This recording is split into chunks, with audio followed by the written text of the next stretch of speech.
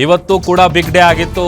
ನಾಳೆ ತೀರ್ಪು ಶಿಕ್ಷೆ ಪ್ರಮಾಣ ತೀರ್ಪು ಬರೋದ್ರಿಂದಾಗಿ ನಾಳೆನೂ ಕೂಡ ಒಂದು ರೀತಿಯಾದಂತ ಬಿಗ್ ಡೇ ಕುಲಕರ್ಣಿ ಅವರ ಪಾಲಿಗೆ.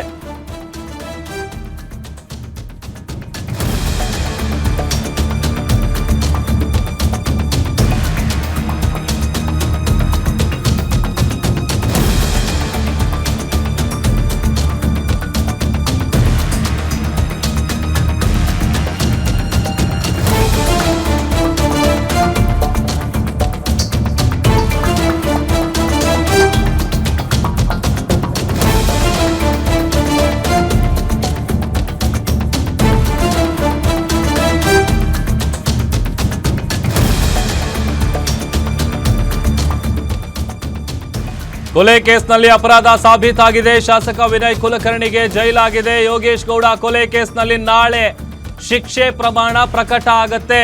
ನಾ ಹೇಳ್ತಾ ಇದ್ನಲ್ಲ, 2 ವರ್ಷಕ್ಕಿಂತ ಹೆಚ್ಚು ಶಿಕ್ಷೆಗೆ ಏನಾದ್ರೂ ಗುರಿಯಾದ್ರೆ ತಮ್ಮ ಶಾಸಕ ಸ್ಥಾನಕ್ಕೂ ಕೂಡ ಕಂಟಕ ಎದುರಾಗತ್ತೆ. ಹೈಕೋರ್ಟ್ ಮೊರೆ ಹೋಗೋದಕ್ಕೆ ಒಂದು ಕಡೆ ಕುಲಕರ್ಣಿ ಕುಟುಂಬ ಸಜ್ಜಾಗ್ತಾ ಇದೆ. ನಾಳೆ ಶಿಕ್ಷೆ ಪ್ರಕಟವಾದ ನಂತರ ಹೈಕೋರ್ಟ್ಗೆ ಅರ್ಜಿಯನ್ನ ಸಲ್ಲಿಸೋದಕ್ಕೆ ಸಿದ್ಧತೆ ನಡೀತಾ ಇದೆ. ಸುಪ್ರೀಂ ಕೋರ್ಟ್ ಹಿರಿಯ ವಕೀಲರನ್ನ ಕುಲಕರ್ಣಿ ಕುಟುಂಬ ಈಗ ಆಲ್ರೆಡಿ ಕಾಂಟ್ಯಾಕ್ಟ್ ಮಾಡಿದೆ. ಅಭಿಷೇಕ್ ಮನು ಸಿಂಘ್ವಿ ಸಂಪರ್ಕ ಮಾಡಿದ್ದಾರೆ ವಿನಯ್ ಕುಲಕರ್ಣಿ ಅವರ ಕುಟುಂಬಸ್ಥರು. ವಿನಯ್ಗೆ ಯಾವ್ಯಾವ ಅಂಶಗಳ ಮೇಲೆ ಶಿಕ್ಷೆಯನ್ನ ನೀಡಲಾಗಿದೆ, A15 ಪಾತ್ರದ ಬಗ್ಗೆ ಕೋರ್ಟ್ ಪರಿಗಣನೆ ಮಾಡಿರೋದೇನು, ಈ ಎಲ್ಲ ಅಂಶಗಳ ಮೇಲೆ ಹೈಕೋರ್ಟ್ ಮೆಟ್ಟಿಲೇರೋದಕ್ಕೆ ತಯಾರಿಯನ್ನ ಕುಟುಂಬಸ್ಥರು ಮಾಡಿಕೊಳ್ತಾ ಇದ್ದಾರೆ.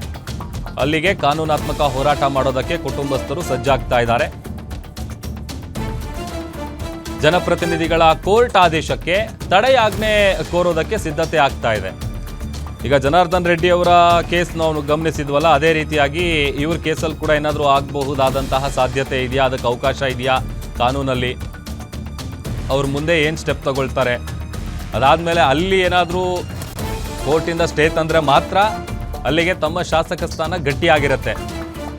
2 ವರ್ಷಕ್ಕಿಂತ ಹೆಚ್ಚು ಶಿಕ್ಷೆ ಪ್ರಮಾಣ ಏನಾದರೂ ಪ್ರಕಟ ಆಯಿತು ಅಂತ ಅಂದರೆ ಅಲ್ಲಿಗೆ ಅವರ ಶಾಸಕ ಸ್ಥಾನಕ್ಕೂ ಕೂಡ ಕಂಟಕ ಎದುರಾಗುವಂತಹ ಸಾಧ್ಯತೆ ಇರುತ್ತೆ.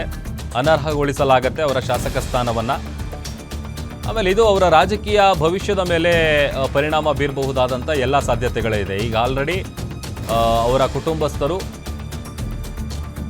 ಮುಂದಿನ ನಡೆಯ ಬಗ್ಗೆ ಬೇಕಾದಂಥ ಸಿದ್ಧತೆಗಳನ್ನು ಈಗಲಿಂದಲೇ ಮಾಡ್ಕೊಳ್ತಾ ಇದ್ದಾರೆ.